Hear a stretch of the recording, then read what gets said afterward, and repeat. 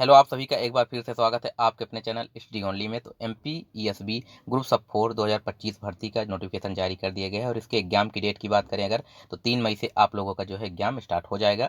और आज की जो क्लास है कंप्यूटर की क्लास रहेगी, क्लास नंबर फर्स्ट है। इसमें ज़्यादातर जो क्वेश्चन है आपको एमएस वर्ड एमएस एक्सेल से क्वेश्चन, बाकी हर एक टॉपिक से एक एक दो दो क्वेश्चन कवर किए गए हैं, ठीक है। और ये क्लास जो है आपको एमसीक्यू के माध्यम से कराई जाएगी, साथ ही सभी एमसीक्यू का आपको डिटेल और उसके अलावा आपको डायग्राम के माध्यम से समझाया भी जाएगा, जैसा कि हमारी सभी क्लासेस रहती हैं। सब्जेक्ट की क्लासेस भी आपको हमारी इसी चैनल पर प्रोवाइड कराई जाएंगी। आपका 3 मई से एग्जाम है, तो तब आपको सभी सब्जेक्ट की जो क्लासेस हैं वो प्रोवाइड करा दी जाएंगी। तो अगर आप लोगों को क्लासेस पसंद आती है तो आप लोग चैनल को सब्सक्राइब और वीडियो को लाइक जरूर कर लीजिए, और साथ ही बेल आइकन भी प्रेस। एमपीएसबी ग्रुप सब 4 से रिलेटेड सभी सब्जेक्ट की क्लासेस लेकर डेली जरूर आते हैं। इसके अलावा बाकी इन सभी क्लासेस की पीडीएफ लिए आप लोग जो हमारा टेलीग्राम चैनल है, जिसका लिंक आपको वीडियो के डिस्क्रिप्शन में मिल जाएगा, वहां से ज्वाइन करके इन सभी क्लासेस की पीडीएफ भी प्राप्त कर सकते हैं।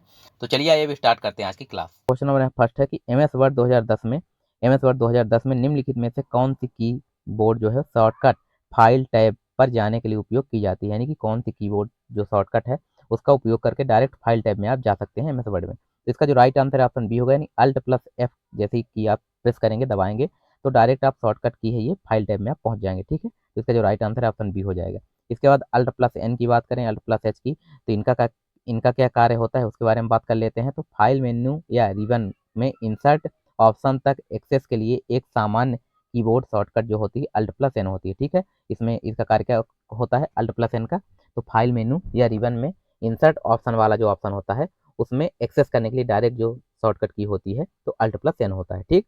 फिर हेल्प फाइल मेनू या होम टैब पर एक्सेस के लिए अल्ट प्लस एच वाली की का उपयोग किया जाता है। अल्ट प्लस एच कीबोर्ड का शॉर्टकट जो है जैसे ही आप प्रेस करेंगे इसका उपयोग हमें जो हेल्प फाइल होती है मेनू या होम टैब पर उसको एक्सेस करने के लिए किया जाता है, ठीक है।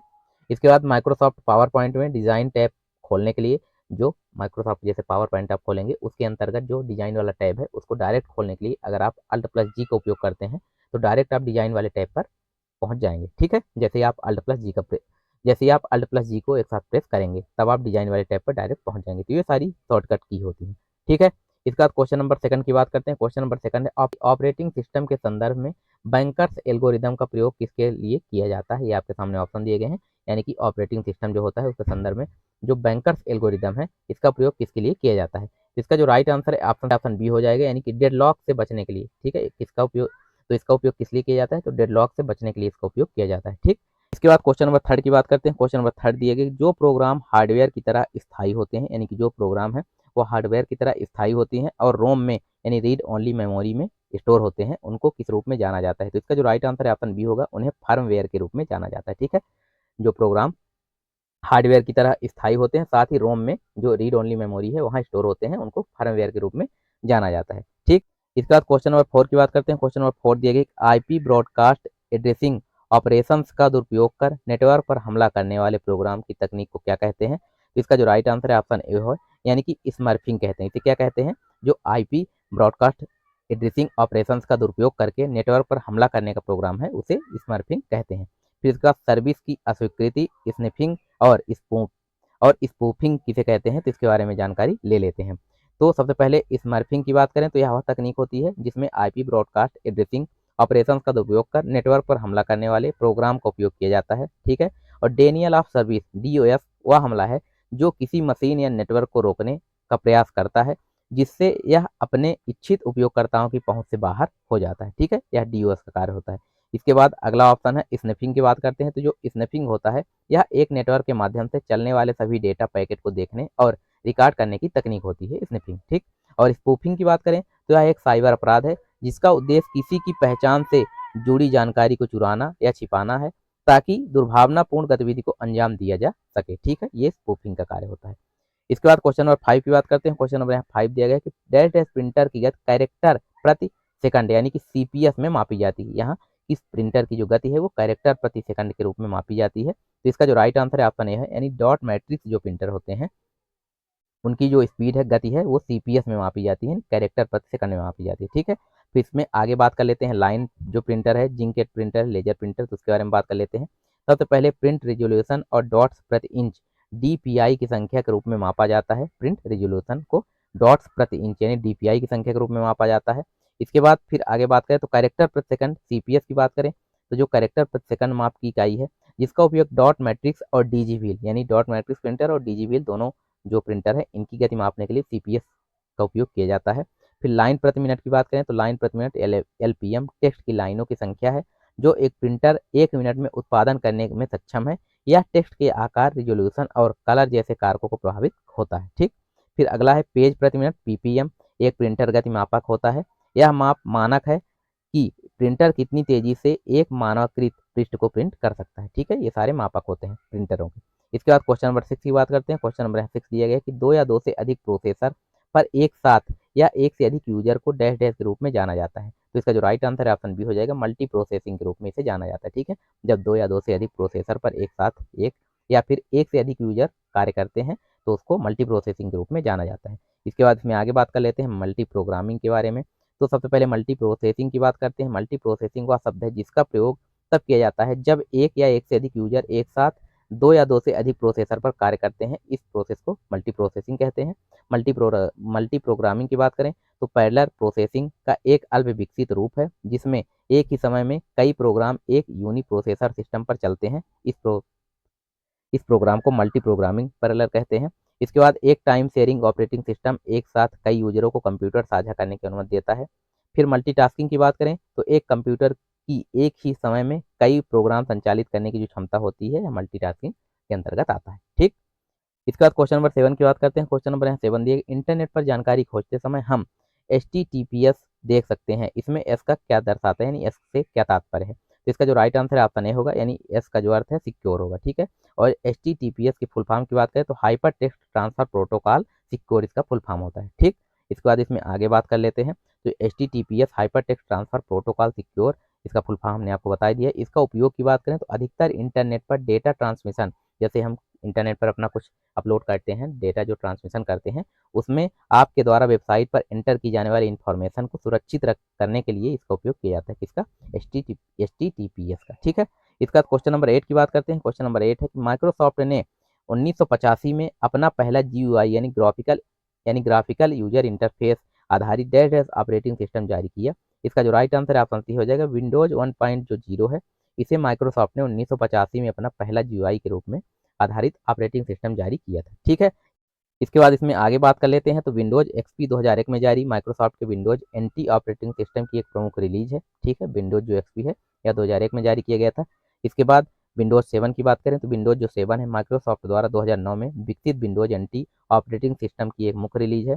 और DOS यानी डॉस IBM PC संगत कंप्यूटरों के लिए डिस्क आधारित ऑपरेटिंग सिस्टम का एक परिवार होता है। ठीक, इसके बाद क्वेश्चन नंबर 9 की बात करते हैं। क्वेश्चन नंबर 9 है वीडियो ग्राफिक्स एरे VGA रंगीन रेखा चित्रों को प्रदर्शित करने के लिए एक प्रणाली है। इसे किसके द्वारा विकसित किया गया था? आपके सामने ये ऑप्शन है। तो इसका जो राइट आंसर है ऑप्शन है यानी IBM के द्वारा इसे विकसित किया गया था। किसे? वीडियो ग्राफिक एरे जो VGA होता है, रंगीन रेखा चित्रों को प्रदर्शित करने वाला एक प्रणाली है। इसे IBM के द्वारा विकसित किया गया था। ठीक है, इसके बाद क्वेश्चन नंबर 10 की बात करते हैं। क्वेश्चन नंबर 10 दिया गया है कि CMOS यानी CMOS का पूर्ण रूप क्या है, इसका फुल फॉर्म क्या होता है? जो कि कंप्यूटर सिस्टम की सेटिंग को संग्रहित करने के लिए जिम्मेदार कंप्यूटर चिप है। ठीक है, CMOS जो है एक चिप होती है। इसका कार्य क्या होता है? तो कंप्यूटर सिस्टम की सेटिंग को संग्रहित करने के लिए जिम्मेदार कंप्यूटर चिप होती है। इसका फुल फॉर्म आपसे पूछा जा रहा है। इसका जो राइट आंसर है ऑप्शन सी हो जाएगा यानी कॉम्प्लीमेंट्री मेटल ऑक्साइड सेमीकंडक्टर। सी का अर्थ हो जाता है कॉम्प्लीमेंट्री, M का हो जाएगा अर्थ मेटल, O का हो जाएगा ऑक्साइड और S का हो जाएगा सेमीकंडक्टर। इसका फुल फॉर्म हो जाएगा। ठीक है, इसके बाद क्वेश्चन नंबर 11 की बात करते हैं। क्वेश्चन नंबर 11 है कि नेटवर्क में राउटर का क्या कार्य होता है? जो नेटवर्क में राउटर यूज होता है उसमें राउटर का कार्य क्या होता है, ये क्वेश्चन आपसे पूछा जा रहा है। तो इसका जो राइट आंसर है ऑप्शन सी हो जाएगा यानी कि राउटर का कार्य है राउटर जो है निर्धारित करता है कि किस आउटिंग लिंक पर पैकेट को अग्रेसित किया जाना है। यानी आउटिंग जो लिंक है इसे किस पैकेट पर अग्रेसित किया जाना है, राउटर का यह प्रमुख कार्य होता है। ठीक, इसके बाद इसमें आगे बात कर लेते हैं। तो कंप्यूटर नेटवर्क में राउटर एक नेटवर्किंग डिवाइस होता है जो डेटा पैकेट को फॉरवर्ड करता है। जो राउटर होता है कंप्यूटर नेटवर्क में एक डिवाइस होता है जो कि डेटा पैकेट को फॉरवर्ड करता है। और packet switching, packet filtering, network संचार और पथ चयन राउटर द्वारा दी जाने वाली सभी सेवाएं होती हैं। ठीक है, ये जो राउटर है उसका कार्य होता है। इसके बाद क्वेश्चन नंबर 12 की बात करते हैं। क्वेश्चन नंबर 12 दिया गया कि MS एक्सेल 2016 में MS एक्सेल जो 2016 है उसमें निम्नलिखित में से किस मेनू में मर्ज एंड सेंटर वाला जो कमांड शामिल होता है, यानी जो ऑप्शन आपको दिए रहते हैं, जैसे कि यहाँ जब आप MS एक्सेल खोलेंगे तो यहाँ होम दिया रहेगा, उसके बाद इंसर्ट डाटा, उसके बाद बाकी जो मेनू होते हैं वो सारी चीज़ दिए रहते हैं। तो इसमें आपसे क्वेश्चन पूछा जा रहा है कि मर्ज एंड सेंटर वाला जो कमांड है वो किस मेनू में शामिल होता है। तो इसका जो राइट आंसर है ऑप्शन सी हो जाएगा, यानी कि होम में शामिल होता है। ठीक है, होम वाले ऑप्शन में जो मर्ज एंड सेंटर वाला ऑप्शन है वो शामिल होता है। और अगर हम बात करें मर्ज एंड सेंटर का अर्थ क्या होता है, तो जैसे आप MS एक्सेल खोलेंगे उसमें आपको सेल दिखेंगी, तो एक सेल हो गई, दो सेल हो गई, इस प्रकार से सेल बनी होती हैं। तो इन सेलों को अगर हम मर्ज करना चाहें, यानी कि इस प्रकार से एक ही बॉक्स बड़ा सा बनाना चाहें, तो इन सेलों को आपस में मर्ज करने के लिए हमें मर्ज और सेंटर वाला ऑप्शन पे यहाँ सबसे पहले क्लिक करेंगे इस वाले बॉक्स में, और उसके बाद हम क्लिक करेंगे मर्ज एंड सेंटर वाले ऑप्शन पे, तो हमारी जो सेल है वो इस प्रकार से प्राप्त हमें हो जाएगी। ठीक है, इसका प्रमुख यह कार्य होता है। इसके बाद होम टैब की बात करें, तो होम टैब जो है MS एक्सेल में 2016 में टैब का उपयोग फंड पैराग्राफ, यानी इसका जो प्रमुख उपयोग है fund paragraph, alignment, merge and centre option आदि जैसे बेसिक ऑपरेशन को परफॉर्म करने के लिए किया जाता है। ठीक है, इसलिए यूजर डेटा को मॉडिफाई कर सकता है, इसलिए आप कोई भी PDF वगैरह है या कुछ भी डेटा है आपका, तो उसे इसके होम के माध्यम से आप मॉडिफाई कर सकते हैं। ठीक, और ये सारे क्वेश्चन आपके लिए इंपॉर्टेंट है, सारे क्वेश्चन है PYQ यानी कि प्रीवियस ईयर क्वेश्चन है। इसके अलावा कुछ नए क्वेश्चन भी डाले गए हैं, और अब ज़्यादातर क्वेश्चन जो है MS वर्ड MS एक्सेल से क्वेश्चन जो है पूछे जा रहे हैं, इसलिए ज़्यादातर आपको इसमें जो PDF है इसमें क्वेश्चन MS वर्ड और MS एक्सेल के ही देखने को मिलेंगे। ठीक है, सारे क्वेश्चन आप लोगों के इंपॉर्टेंट है। इसके बाद इसमें आगे बात करें, क्वेश्चन नंबर 13 की बात करते हैं। क्वेश्चन नंबर 13 दिया गया है, MS पावर पॉइंट 2016 में slide setup, slide orientation, presentation themes और बैकग्राउंड निम्न में से किस मेनू के अंतर्गत दिखाई देते हैं। ये आपके सामने ऑप्शन दिए गए हैं। तो इसका जो राइट आंसर है ऑप्शन डी हो जाएगा। डिजाइन वाले टैब पे आप जब क्लिक करेंगे, जो कि MS पावर पॉइंट 2016 में slide setup, slide orientation, presentation themes और बैकग्राउंड जो ऑप्शन है ये सारे डिजाइन वाले टैब के अंतर्गत दिखाई देते हैं। ठीक है, फिर इसके बाद इसमें आगे बात कर लेते हैं रिव्यू में क्या होता है। तो रिव्यू वाला जो ऑप्शन है, यहाँ आपको रिव्यू टैब का उपयोग स्पेलिंग और ग्रामर ट्रांसलेशन की जांच करने, डॉक्यूमेंट में नए कमेंट जोड़ने के लिए किया जाता है। ठीक है, इसका उपयोग रिव्यू का जो उपयोग है वो हम स्पेलिंग एरर, ग्रामर ट्रांसलेशन की जांच करने और डॉक्यूमेंट को न्यू कमेंट उसमें जोड़ने के लिए उपयोग करते हैं। ठीक, फिर होम की बात करें तो होम टैब के बारे में हम आपको बता ही दिया है कि होम टैब का उपयोग डॉक्यूमेंट को एडिट करने के लिए किया जाता है। होम टैब में फंट, नेम, कलर और शेप्स, पैराग्राफ स्टाइल, एलिगमेंट्स आदि शामिल होता है, इन्हें चेंज कर सकते हैं आप। ठीक, और होम टैब में स्लाइड जोड़ना भी हो जाता है, यानी कि होम टैब के माध्यम से आप स्लाइड भी जोड़ सकते हैं। फिर इंसर्ट की बात करें तो MS पावर पॉइंट में new slide, clip art, image, word art, chart, link आदि इंसर्ट के लिए इंसर्ट टैब का उपयोग किया जाता है। ये सारी चीज़ें आप इसमें जोड़ सकते हैं इंसर्ट के माध्यम से। डिजाइन टैब की बात करते हैं तो डिजाइन टैब ने उपयोग MS वर्ड पावर पॉइंट 2016 में slide setup, slide orientation, presentation theme, background के लिए किया जाता है, और डिजाइन टैब के गुण जो है ये सारे इसमें दिखाए गए हैं डिजाइन टैब में। ठीक है, इसके बाद क्वेश्चन नंबर 14 की बात करते हैं। क्वेश्चन नंबर 14 दिया गया, किस प्रकार का ऑपरेटिंग सिस्टम उपयोगकर्ताओं को उनके बीच सीधे संपर्क के बिना स्वतंत्र रूप से कार्य करने की अनुमति देता है। यह कौन सा ऑपरेटिंग सिस्टम होता है, ये ऑपरेटिंग सिस्टम के बारे में आपसे पूछा जा रहा है। तो इसका जो राइट आंसर है ऑप्शन सी हो जाएगा, यानी बैच ऑपरेटिंग सिस्टम जो है इसका राइट आंसर हो जाएगा। ठीक है, इसका राइट आंसर ऑप्शन सी हो जाएगा, बैच ऑपरेटिंग सिस्टम। फिर इसके बाद इसमें आगे बात करें ऑपरेटिंग सिस्टम के उदाहरण की बात करते हैं।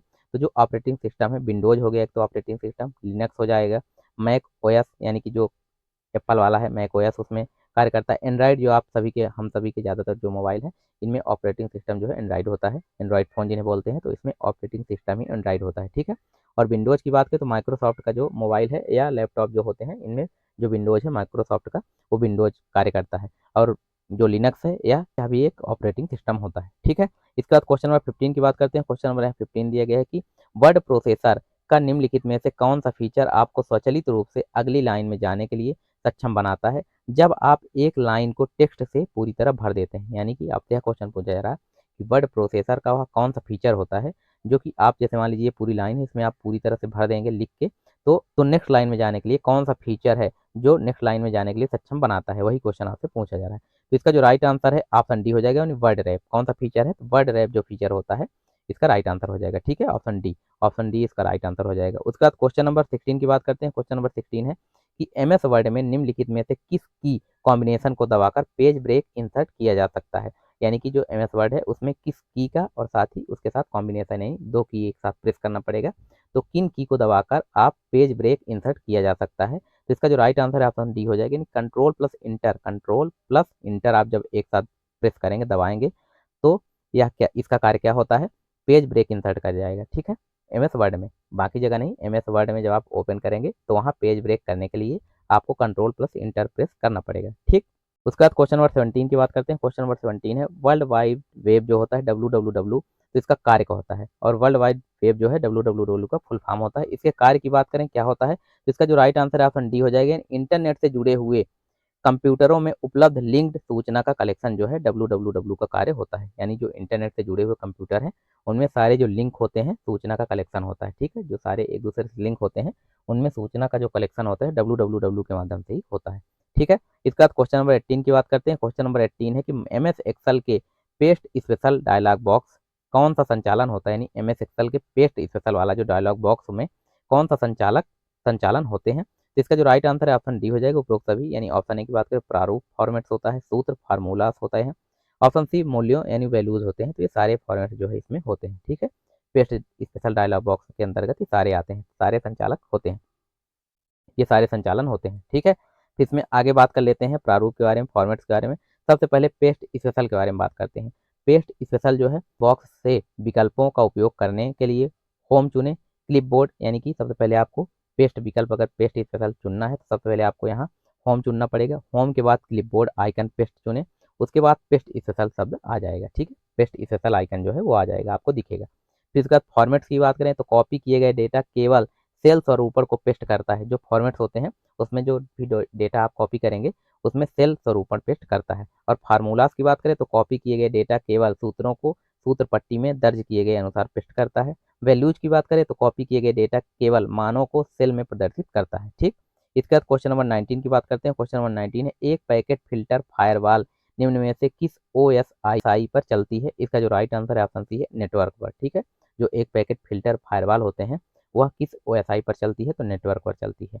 इसका राइट आंसर ऑप्शन सी हो जाएगा। इसके बाद क्वेश्चन नंबर 20 की बात करते हैं। क्वेश्चन नंबर 20 दिए गए निम्नलिखित में से कौन इंटरनेट द्वारा प्रदान की जाने वाली सेवा नहीं है। ऑप्शन ए की बात करें chat, option B email, option C internet सेवा प्रदान करना, ऑप्शन डी तात्कालिक संदेशन। इसका जो राइट आंसर है ऑप्शन सी हो जाएगा। यानी इंटरनेट सेवा प्रदान करना जो है यह इंटरनेट द्वारा प्रदान की गई सेवा नहीं होती है, क्योंकि इंटरनेट जो है हमें अन्य BSNL वगैरह जो कंपनियां होती हैं सिम वाली इनके माध्यम से प्राप्त होता है। बाकी जो चैट और ईमेल और तात्कालिक संदेशन है ये इनका उपयोग हम इंटरनेट के माध्यम से करते हैं। ठीक है, में आगे बात कर लेते हैं तो ISP कंपनियों द्वारा इंटरनेट सेवा प्रदान की जाती है। इनमें कुछ कंपनियों के नाम है जैसे कि AT&T हो गई, योन कंपनी हो गई, कॉमकास्ट लेवल 3 जो कंपनी है वो, मेगापैथ और BSNL जो ये कंपनी है इनके माध्यम से हमें नेट की प्राप्ति होती है। ठीक, इंटरनेट जो है इन कंपनियों के माध्यम से हमें प्राप्त होता है। और इसमें आगे बात करें ईमेल की, तो ईमेल जो है इंटरनेट द्वारा प्रदान की जाने वाली सेवा होती है ईमेल। और इसके फुल फॉर्म की बात करें तो इलेक्ट्रॉनिक मेल होता है। ठीक है, ईमेल की फुल फॉर्म क्या होता है, इलेक्ट्रॉनिक मेल। और इसके आविष्कार जो है 1971 में रे टॉमलिंसन के द्वारा किया गया था। ठीक है, 1971 में जो इलेक्ट्रॉनिक मेल है यानी ईमेल का आविष्कार 1971 में रे टॉमलिंसन के द्वारा किया गया था। तो ये सारे क्वेश्चन आपके लिए इंपॉर्टेंट क्वेश्चन है। ये एक एक क्वेश्चन आपको अच्छे से देखना है, पढ़ना है, समझना है। आप लोगों का जो एग्जाम है वो 3 मई से स्टार्ट हो जाएगा। तब तक हम आपको सभी जो सब्जेक्ट है उन सभी सब्जेक्ट की क्लासेस आपको जरूर प्रोवाइड करा देंगे। तो आप लोग हमारे चैनल को सब्सक्राइब जरूर कर लीजिए। अगर वीडियो आप लोग को पसंद आया हो तो वीडियो को लाइक और चैनल को सब्सक्राइब भी जरूर कर लीजिए। और इन सभी क्लासेस की PDF के लिए आप लोग हमारा जो टेलीग्राम चैनल है जिसका लिंक आपको वीडियो के डिस्क्रिप्शन में मिल जाएगा, वहां से ज्वाइन करके इन सभी क्लासेस की PDF भी आप लोग प्राप्त कर सकते हैं। तो चलिए अब मिलते हैं आप सभी से नेक्स्ट क्लास में, तब तक के लिए आप सभी का धन्यवाद।